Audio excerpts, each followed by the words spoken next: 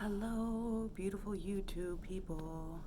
It is after my delivery, and I'm going to tell you the story of how Brenson's delivery went. It was pretty scary. So I'm going to start with saying, in case you don't know, my last, my last baby about a year ago was stillbirth. So that is always something that's on my mind, no matter what. So we came in Saturday evening at 9 o'clock to be induced. And it all started out really slow. So I came in and they started with the balloon. So they take a balloon, a catheter and a balloon, and they stick it up vaginally, and they separate the amniotic sac from the uterus, and that starts the contractions. And it started almost right away for me.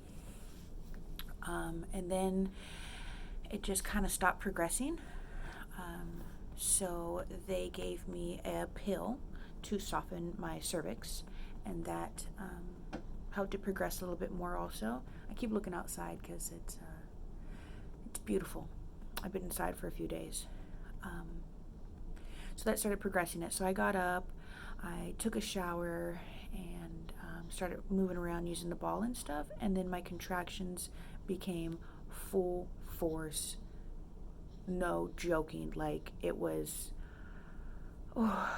painful. So they came in, they gave me my epidural, and then once you get your epidural, you are pretty much bedridden. No, you're bedridden. They put a catheter in and everything, and you stay there until pushing comes.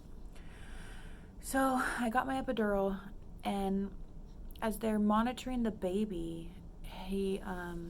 his heart rate, every time I get a contraction, his heart rate started plummeting, and then it would go back up. So it was concerning, but not concerning enough.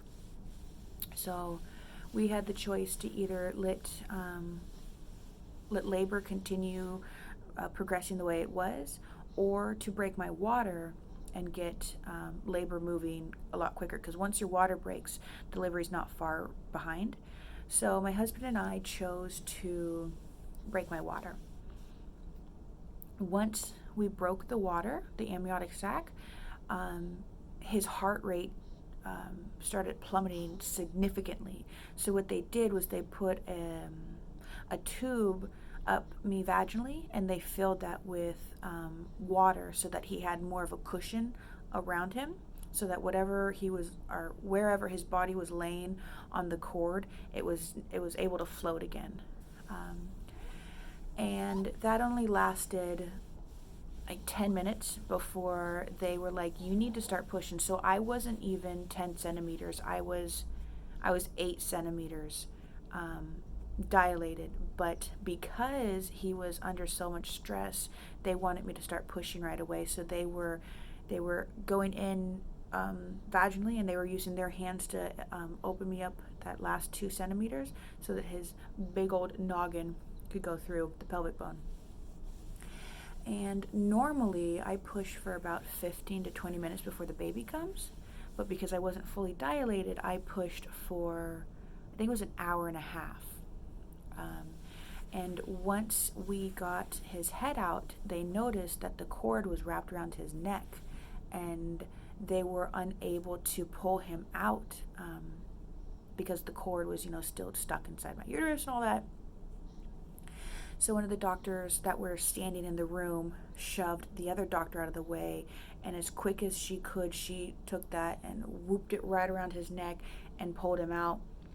And they put him on my chest, but he wasn't crying. He wasn't breathing. He wasn't moving. They tried kind of smacking his butt and rubbing him around, and he wasn't making any noise. That was the scariest moment. So they picked him up and they took him to those little, baby bed heating things, and they're shaking him and they're slapping his feet and they're doing all kinds of things to stimulate him, and it wasn't working. So they had to take oxygen and pump him full and kind of like get him to breathe and almost like revive him.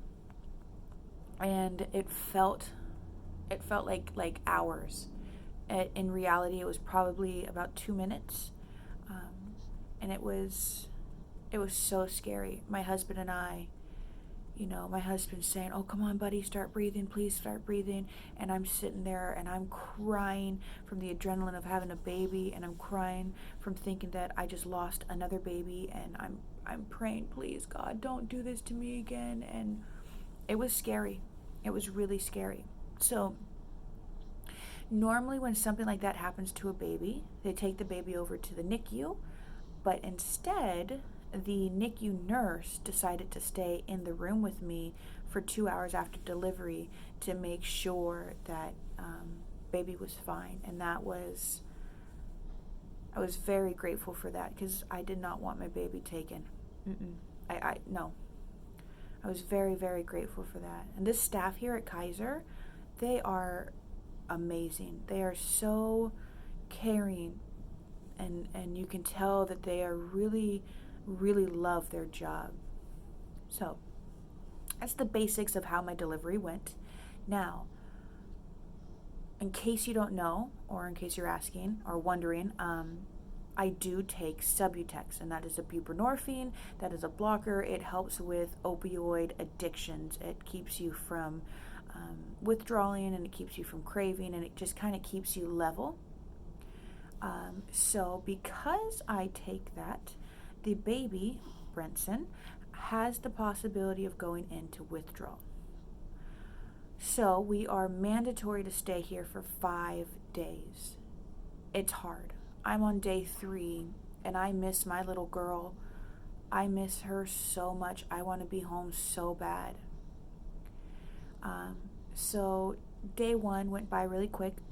Day 2 was hard because he was cluster feeding. So it's where they breastfeed pretty much all day and all night.